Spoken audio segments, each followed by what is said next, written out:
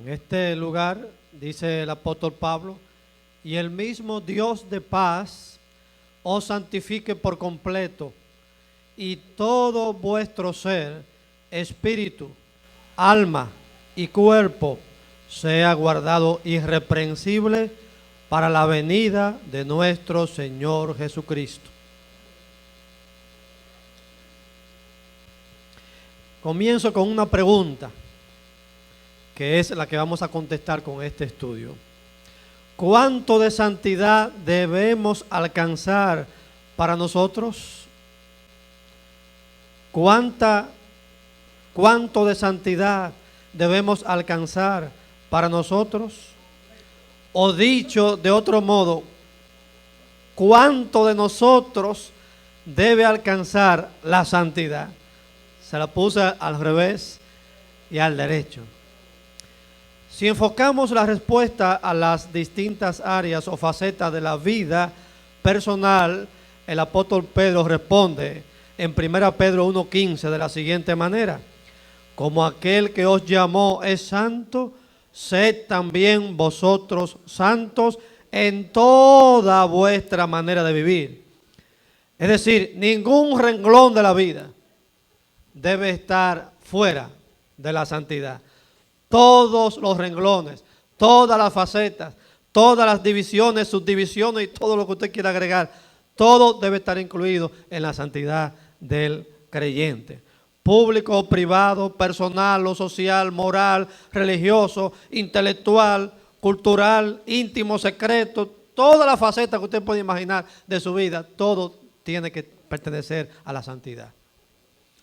Pero si enfocamos la respuesta a las partes que constituyen nuestro ser, es decir, cuánto de nosotros debe involucrarse y comprometerse con la santidad espiritual, la respuesta la tenemos en 1 Tesalonicenses 5:24 y dice, todo nuestro ser. Y el mismo Dios de paz, repito el versículo, os santifique por completo, y todo vuestro ser, espíritu, alma y cuerpo, sea guardado irreprensible. Y si lo leemos completo dice, para el día, ¿verdad?, de la venida del Señor. Parece que el apóstol está pensando en esa santidad total y perfecta y completa de la que habló luego en Efesios capítulo 5, donde enseña que Cristo se entregó a sí mismo por su iglesia. Y dice Efesios 5:27, a fin de presentársela a sí mismo una iglesia gloriosa, que no tuviese mancha, ni arruga, ni cosa semejante, sino que fuese santa y sin mancha. Usted se va a dar cuenta que en este versículo hay tres palabras que se repiten: mancha, arruga y mancha otra vez. Es interesante las palabras griegas que usa Pablo aquí. Uno se pone a pensar, ¿por qué dice que la iglesia no puede tener arrugas? ¿Acaso es un vestido que hay que plancharlo? Bueno, son interesantes estas palabras. Mire, dice la primera frase, una iglesia gloriosa que no tuviese mancha. Esa palabra mancha ahí es distinta a la palabra mancha que aparece al final. Esa primera vez la palabra mancha, por lo menos en español, en griego es espilos. Y si usted ve las notas en su folleto, dice que espilos se puede traducir como culpa y suciedad moral. Cristo se va a presentar a sí mismo en el cielo, una iglesia sin culpa y sin suciedad moral. El traductor no encontró otra palabra sino mancha para decir eso. Pero hay otra palabra, arruga. En griego la palabra es rutis. La única vez que se usa en todo el Nuevo Testamento y es aquí en Efesios 5:27. Rutis viene de otra palabra, ruomai, que significa ser libre de toda sospecha de mal. No solamente Dios nos libra del pecado, sino que nos limpia de tal manera que nos deja sin culpa y sin sospecha de mal en nuestro ser.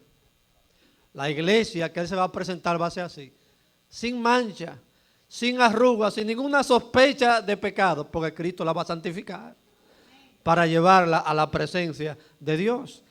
Y el versículo termina otra vez diciendo sin mancha, Dice después de la palabra arruga, dice, ni cosa semejante, sino que fuese santa y sin mancha. Ahí la palabra mancha es otra palabra distinta. Es la palabra griega amomos, que significa, bueno, la A significa la negación de lo que viene ahora. La otra palabra es momos, que significa inmundicia o suciedad o tacha. Y esa se usa 7 veces en el Nuevo Testamento. Entonces Dios, el Señor se va a presentar a sí mismo una iglesia sin inmundicia, sin suciedad, sin tacha. O sea, otra palabrita, irreprensible. Oiga, eso es santidad por todos los lados. Dios es el responsable de la santidad total y perfecta del creyente en la presencia de Dios. Ahora, ¿quién es responsable de la santidad presente ahora en la vida de los creyentes cuando están vivos? Nosotros somos los responsables. Tenemos la responsabilidad delante de Dios de buscar esa santidad, que es un proceso, y la meta es ser como Cristo. Nadie va a ser como Cristo aquí sobre la tierra. Sabemos que no, pero apúntese allá. Mientras más uno apunta, más cerca le da. Pero si uno nunca apunta a nada, nunca le va a dar a nada, ni a 100 kilómetros. Pero hay que apuntar y llegar lo más cerca posible.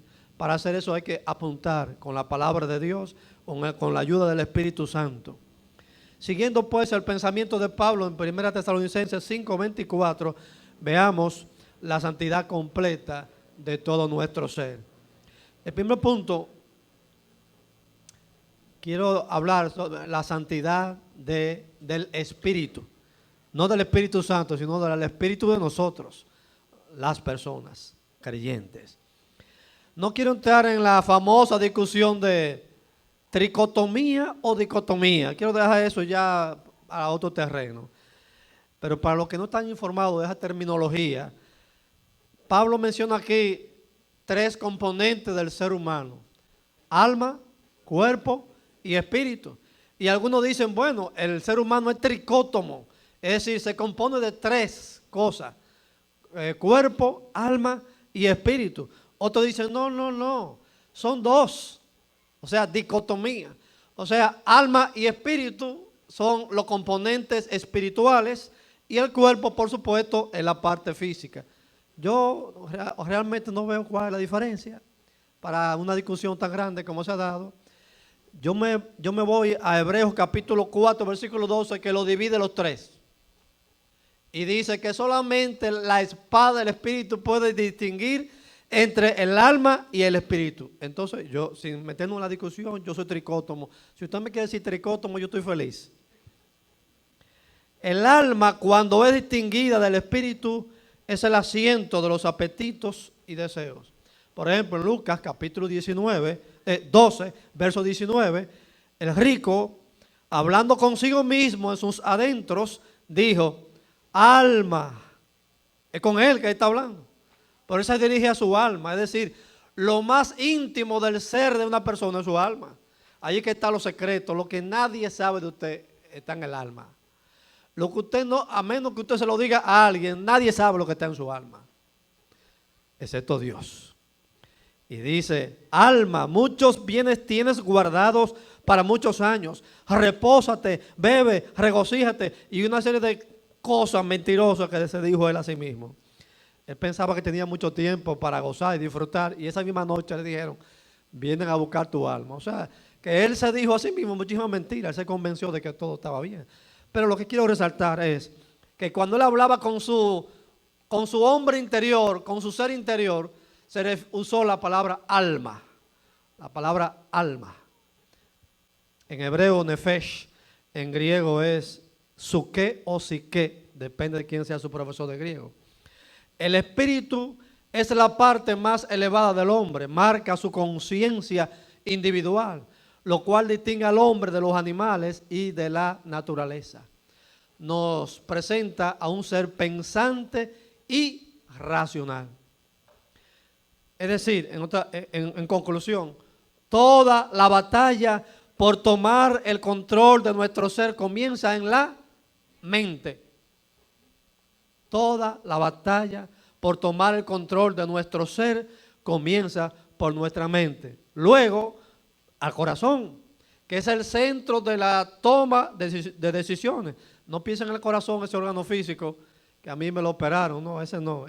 El corazón es lo más adentro, donde usted razona las alternativas de la vida y dice, esta es la decisión que voy a tomar. A eso le decimos el corazón.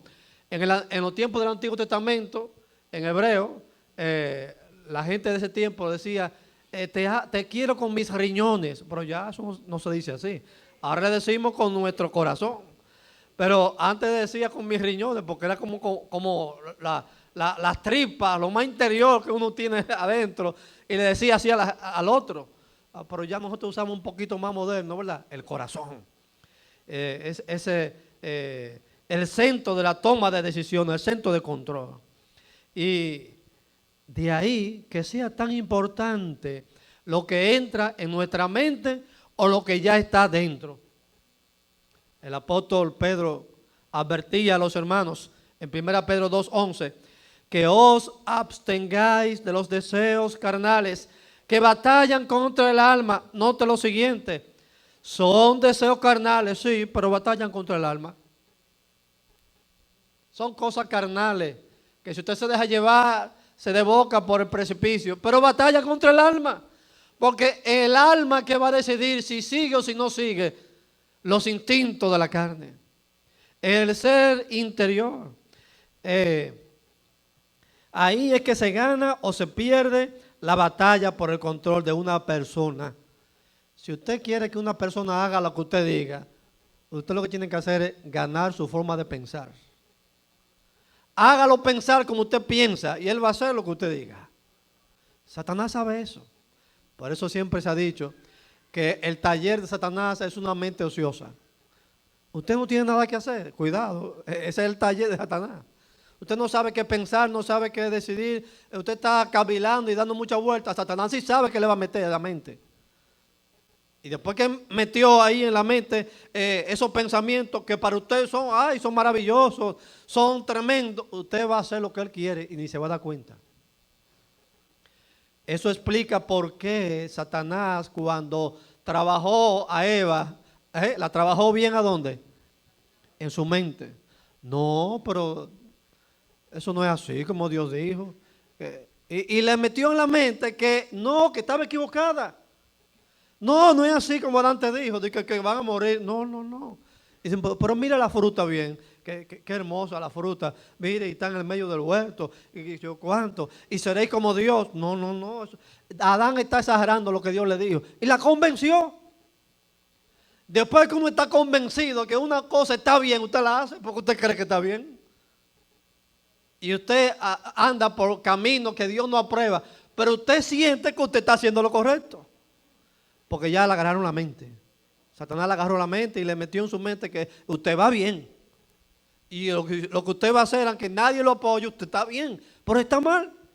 Porque ya Satanás agarró su mente y le convenció de que está bueno lo que realmente es malo. Por eso, repito, Pedro dice que os abstengáis de los deseos carnales que batallan contra el alma. Cuando su razón fue capturada, la de Eva me refiero, ella actuó en consecuencia y fue fácil la batalla, la victoria para Satanás. Los pensamientos que se generan en lo más secreto del proceso racional del ser humano pueden ser tan perversos como los de cualquier pecador, pero pueden ser tan santos como los de cualquier cristiano que se apega a la palabra de Dios. Pero la pregunta es, ¿quién convence tu mente? ¿Quién domina tu mente? ¿La palabra de Dios o el enemigo aquel? Los pecados no solo se cometen con los hechos, también se peca cuando se alberga en nuestro ser interior pensamientos contrarios a la voluntad de Dios y se apegan a nuestra conciencia personal y nos convencemos en nuestro interior que esos pensamientos son correctos.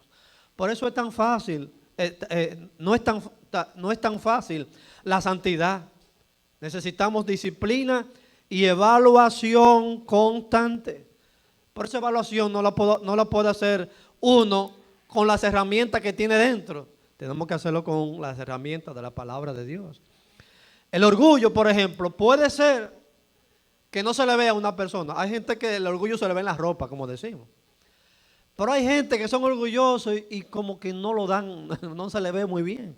Pero si hay orgullo en su corazón es pecado. Porque la Biblia dice que el orgullo es pecado. Esa persona nunca se dará cuenta que es orgullosa. Porque está bien. Él siente que está bien, está pensando bien, está actuando bien. Pero que conoce la palabra de Dios sabe que el orgullo es pecado. Lo que hay que hacer entonces es convencerlo a él que él es un orgulloso. Pero generalmente el orgulloso no se da cuenta que lo es. Hay que trabajarlo con la palabra de Dios. Jesús dijo que el adulterio, por ejemplo, se comete con una mirada lujuriosa y lasciva que se aloja en el corazón. Mateo 5, 27 y 28. Y aunque no hayamos tocado siquiera a distancia a la otra persona, en el corazón el acto se consumó y eso cuenta como adulterio en la tabla de valores de Dios. Y uno dice, wow, ¿sí? Entonces eso quiere decir que la mente no se puede dejar libre. Para el varón eso es muy fácil, pero hay que tener disciplina, especialmente disciplina mental, disciplina de tu mente, disciplina de tus ojos, disciplina de tus emociones. Pero eso no significa que las damas están exentas también, porque la mente es un taller donde cabe cualquier emoción o pensamiento. Bueno, dice Job capítulo 31 versículo 11, dice, hice un compromiso con mis ojos de no poner la mirada en ninguna doncella. Es decir, otra doncella que no sea la suya, la esposa que Dios le dio. Él tuvo que hacer un pacto, dice la Reina Valera 60, hice un pacto. Varones, a veces hay que hacer un pacto con los ojos, porque a veces los ojos no son buenos. Hay que hacer un pacto con los ojos. No voy a mirar a otra mujer que no sea la mía. Y decírselo todos los días, los ojos. No significa que va a andar mirando para abajo y que va a tropezar. Significa que no va a posar sus ojos como una puerta, como una ventana para la lujuria. Que usted no se va a quedar ahí pegado en su visión, que otro va a tener que decir, muchachos, ven acá un momento. No.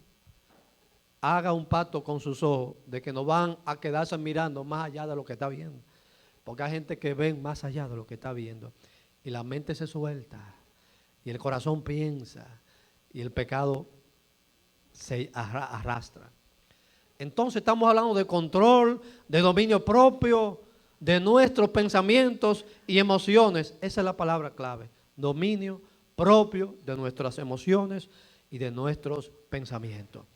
Por otro lado, muchos conflictos entre hermanos, digo hermanos en Cristo, y entre líderes de las iglesias, nacen de celos, envidias, orgullos y otros sentimientos pecaminosos y todas esas cosas. ¿Dónde que se alojan? En nuestra conciencia, en la mente, en nuestro espíritu. Y un espíritu contaminado por celos, por envidia, por rivalidad, por orgullo y muchísimas cosas, hace tantas cosas y entra el pecado. Si dejamos que el pecado contamine nuestro espíritu, estaremos lejos de la santidad que Dios espera que tengamos. Seamos una comunidad de santos. Tengamos nuestra mente bajo control, sobre todo bajo control de la palabra de Dios. Si deseamos la santidad para nuestro espíritu, los pensamientos y las emociones deben seguir estos consejos de las Escrituras. Primer consejo: somete todo pensamiento a Dios antes que ellos te sometan a ti. Somete todo pensamiento a Dios antes que ellos te sometan a ti. Dice Pablo, 2 Corintios 10:5, llevando cautivo todo pensamiento a la obediencia a Cristo. Sabemos que eso tiene un contexto, pero olvidándonos por el momento del contexto, quiero tomar la palabra literalmente. Todo pensamiento que no se acomoda a lo que ya se ha revelado en la palabra de Dios, Somételo tú a la palabra, porque si no, ese pensamiento te va a someter a ti. La única manera eficaz de hacer esto es a través de la palabra de Dios. Dios endereza nuestras ideas y pensamientos por su palabra. Los pensamientos oscuros y torcidos moralmente se enderezan cuando decimos, ¿qué dice la palabra de Dios? Ah, dice esto, por ahí que me voy. Nadie nunca va a perder si se lleva de lo que dice la palabra de Dios. Oiga, nunca se va a perder. Porque la Biblia es clara en los mandamientos de Dios, en los principios de Dios y en las advertencias de Dios. Nunca el que se lleve de la palabra, nunca se va a perder el camino. Ni nunca va a tener nada que lamentar. Pero si sientes que tu mente y tu corazón se están torciendo por pensamientos que no están claros, pensamientos que están oscuros, pensamientos que no están muy definidos, tráelo. Trae esos pensamientos a la palabra de Dios y dile, esto es lo que yo voy a hacer, lo que dice aquí, porque tú no puedes guiarme correctamente. En cierta ocasión un cristiano me dijo, en tal o cual aspecto yo pienso como un cristiano, pero en tal cosa yo pienso como un impío. Digo, un momento. ¿Cómo así? Entonces tú tienes dos mentes distintas. Una piensa como cristiano cuando te conviene y otra piensa como un impío cuando te conviene. ¿Qué es eso? Esa dualidad no está en la Escritura. Cuando nuestros pensamientos están saturados de la palabra de Dios, es más fácil pensar espiritualmente. Ahora, si nuestra mente y corazón están vacíos de la palabra de Dios, ¿cómo vamos a pensar? Vamos a pensar carnalmente desde el principio hasta el final. Para encontrar la manera santa de actuar en cualquier área, satura tu mente de la palabra de Dios. En segundo lugar, otra cosa que tenemos que hacer es renovar nuestros pensamientos a la luz de la nueva vida en Cristo. Dice el apóstol Pablo en Efesios 4:23, en cuanto a la pasada manera de vivir, despojaos del viejo hombre que está viciado conforme a los deseos engañosos y renovaos en el espíritu de vuestra mente. Déjenme dar para atrás. Dice aquí que el viejo hombre está viciado. En la palabra griega original del Nuevo Testamento, la palabra es está amañado. El viejo hombre está amañado. Él no conoce otra forma de ser, ni de pensar, ni de actuar. Está amañado a su pecado. ¿Y qué más? Dice, renovaos en el espíritu de vuestra mente. El viejo hombre no regenerado nunca va a pensar como un evangélico. El viejo hombre siempre va a pensar como el viejo hombre mañoso y pecaminoso y engañador que es. Entonces, no trate de convertirlo porque eso no se va a convertir. Al viejo hombre hay que enseñarle que el nuevo hombre está ahora en mi ser, el nuevo nacimiento, la vida en el espíritu y que ahora voy a actuar de acuerdo a los mandamientos de Dios. Lo siento, no es así, es así como Dios dice. Eso es lo que hay que hacer con el viejo hombre, porque si no, se le sube a usted y mire, y usted no va a hacer jamás la voluntad de Dios.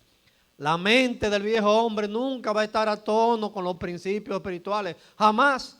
Odia los principios espirituales. No le gusta que lo mencionen en las escrituras, en la Biblia.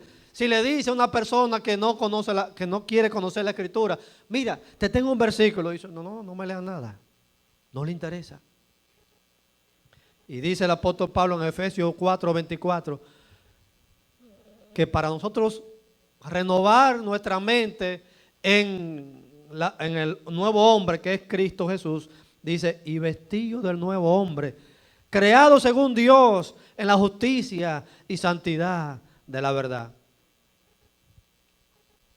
Tenía un profesor en el seminario que me decía siempre, Wilfrido, los problemas son como los pantalones que uno se pone. Cuando tú te vas a acostar, te los quitas y te acuestas y te olvidas de los pantalones. Entonces tú estás en tu pijama, pero te olvidaste del pantalón. Tú dejas ahí todos tus problemas. Bueno, permítame usar esa figura de ese profesor. El viejo hombre es como esa ropa. Quíteselo. La Biblia dice que hay que vestirse de eso y vestirse del nuevo, el nuevo hombre en Cristo Jesús. Ese nuevo hombre en Cristo es el patrón, es el modelo, es la nueva forma de pensar. Dice Pablo, renuévense conforme al nuevo modelo. Eso es lo que está diciendo Pablo. Y uno se pregunta, ¿y cómo debemos pensar para ser una comunidad de santos? Bueno, eso está en Filipenses capítulo 4, versículo 8. Mire cómo debe pensar un cristiano. Por lo demás, hermanos, todo lo que es verdadero, todo lo puro, todo lo amable, todo lo que es de buen nombre, si hay virtud alguna, si algo digno de alabanza, en esto pensar. Oiga, ahí hay mucho, ahí hay para 2 estudios bíblicos por lo menos. La forma de pensar del cristiano. No haga como el amigo mío que me dijo, en alguna cosa yo pienso como cristiano, en otra yo pienso como impío. No, piense como cristiano siempre.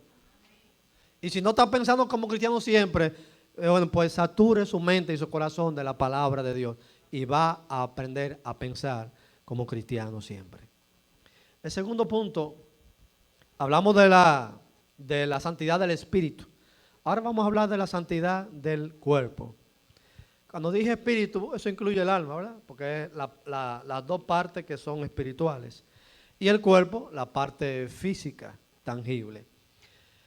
Quiero decir algunas afirmaciones acerca del cuerpo humano. Porque algunas personas piensan que el cuerpo, como los estoicos, es malo entero. No. Dios hizo el cuerpo humano. Y hizo al hombre. Y le hizo un cuerpo bueno, con todos sus órganos y todo lo que necesitaba para vivir en la tierra. De por sí el cuerpo no es malo. Lo malo es que habita en el cuerpo el pecado. Eso es lo malo. Pero el cuerpo es un instrumento que puede servir o para Dios o puede servir para el pecado. Generalmente sirve para el pecado. Nuestro cuerpo humano es el mejor y el mayor instrumento para ejecutar los deseos de nuestro corazón. Todos los pecados salen de un corazón pecaminoso, ciertamente. Pero ese corazón necesita la ayuda del cuerpo para ejecutarlo. Todos los pecados salen de un corazón pecaminoso. Pero muchas veces se llevan a cabo con y a través del cuerpo. La antigua iglesia de Corinto, nacida en una cultura griega licenciosa en lo moral, le dio muchos dolores de cabeza al apóstol Pablo. Los pecados sexuales estaban a la orden del día en la sociedad corintia. Y oiga esto, y en la iglesia también. Había un templo en el centro de Corinto, donde había una estatua a la diosa del amor, Afrodita, y habían en ese templo nada más y nada menos que 1000 sacerdotisas, 1000 muchachitas jóvenes, estaban ahí, y ese su trabajo era servir a su diosa con todos los hombres que venían, gratis, porque ni siquiera cobraban. Y algunos hermanos pasaban por ahí antes de llegar a la iglesia. Sí, porque Pablo le dice, podéis comer la cena del Señor y también la otra. Parece que algunos hermanos antes de llegar a la iglesia pasaban por allí también. El pecado, eso era normal en Corinto. Como hay muchas cosas normales en nuestra sociedad y el cristiano llega a pensar que eso es normal y también lo voy a hacer, cuidado. No todo lo que en la sociedad que vivimos es normal, en la iglesia no es normal. Los cristianos son anormales en ese caso. Porque no todo lo que la sociedad llama normal es normal aquí en el Evangelio. Todo lo que es malo, todo lo que va contra Dios, todo lo que va contra su voluntad, todo eso hay que sacarlo de la iglesia. En la iglesia es una comunidad de santos. El cuerpo, enseña la Biblia, es templo del Espíritu Santo, el cuerpo del cristiano. Es templo del Espíritu Santo. Y eso es mucho decir. Eso es mucho decir. 1 Corintios 6:10, el apóstol Pablo les recordó a los hermanos que el cuerpo del cristiano es templo del Espíritu Santo. Dice, ¿o ignoráis que vuestro cuerpo es templo del Espíritu Santo, el cual está en vosotros, el cual tenéis de Dios y que no sois vuestro? Y les reclamó, ¿cómo usted entonces puede ser el templo de Dios y también entonces allí estar en la fornicación? Por eso que yo digo que ellos pasaban por allí primero. Hablando religiosamente, ¿qué es un templo y para qué se usa un templo? Sea un templo cristiano o un templo de otra religión. Un templo es un lugar sagrado para la religión que sea. Y solamente se usa para los propósitos sagrados. Allí se habla de Dios, allí se alaba a Dios, en el templo se adora a Dios, y todo lo que se hace en el templo de Dios es para Dios. Con todo respeto, a mí no me gusta que celebren cumpleaños en la iglesia. El templo de Dios, el templo de Dios. Celebren su cumpleaños para allá. El templo de Dios es de Dios. No inventen muchas cosas. Si nuestro cuerpo es templo de Dios, entonces todo lo que se hace con él tiene que ser digno de aquel que habita en él. Con ese pensamiento de fondo es que el apóstol Pablo les dijo en el versículo 13, 1 Corintios 6, 13, pero el cuerpo no es para la fornicación. O sea, le enseñó primero, su cuerpo es templo del Espíritu Santo.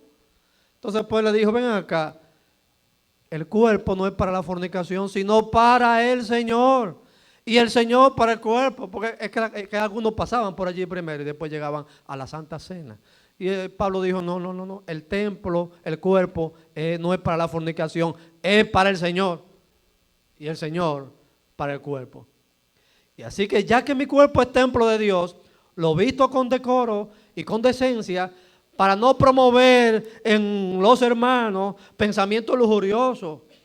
Lo cuido para estar en condiciones de servir a Dios. Lo llevo a la casa de Dios para alabar su nombre. Y elijo con mucho cuidado los lugares que visito para no verme envuelto en un ambiente profano donde el nombre de Dios sea blasfemado. ¿Por qué? Porque mi cuerpo es templo del Espíritu Santo. Cuando murió el gran predicador Spurgeon en 1892, llevaron el cuerpo a la iglesia. Spurgeon era un hombre bastante fuerte, regordete, así, bien pesado, y 4 ancianos agarraron el féretro del pastor Spurgeon, pero como le digo, él era pesado, y hubo uno que se resbaló, uno de los 4 ancianos que estaba agarrando el ataúd, se resbaló y por poco el ataúd cae en el suelo, y la esposa de Spurgeon, creo que se llamaba Sara, la esposa de Spurgeon dice, cuidado, que ese era el templo del Espíritu Santo, cuídemelo. Ya estaba muerto, pero ella reclamó que lo cuidaran, porque ahí habitaba el Espíritu Santo, por lo menos en vida. ¿Qué concepto tenía doña Sara Spurgeon de el cuerpo como el templo del Espíritu Santo? Otra cosa que debemos decir del cuerpo del creyente es, el cuerpo es el objeto de la salvación de Dios. El cuerpo es objeto de la salvación de Dios. En el versículo 20, Pablo enseña que el cuerpo también es objeto de esa salvación que Dios nos ha dado. Cristo no vino solamente a salvar mi alma, vino a salvar todo mi ser. Espíritu, alma y cuerpo.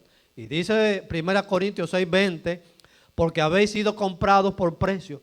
Glorificad pues a Dios en vuestro cuerpo y en vuestro espíritu, los cuales son de Dios. La muerte de Cristo no solo apuntaba a la salvación de nuestras almas, también apuntaba a la salvación de nuestro cuerpo. En el Edén, Adán y Eva se perdieron completo. En la cruz, Cristo salva al hombre completo. Su cuerpo, su alma y su espíritu. Entonces, la redención alcanza al cuerpo, lo rescata de su esclavitud al pecado, lo dignifica como creación de Dios y lo convierte en un instrumento de santidad para el Señor. Por eso es que los demonios, haciendo un paréntesis, si pensamos en los demonios, a los demonios les encanta meterse en el cuerpo de las personas y torturarlo. No solamente con enfermedades, sino con pensamientos torcidos, con vidas moral sucias. ¿Por qué? Porque ellos saben que están maltratando la creación de Dios, que es el cuerpo. Y Dios quiere salvar el alma, pero también el cuerpo, para que sea para la gloria de Dios. Pero ellos quieren mancharlo, ellos quieren destruirlo, ellos quieren ensuciar el cuerpo. Y si es de un cristiano, más deseo tienen. Ellos, no estoy diciendo que los demonios se entran en los cristianos, pero estoy diciendo si pudieran hacerlo, también lo desearían. La voluntad de Dios es la santidad del cuerpo del cristiano.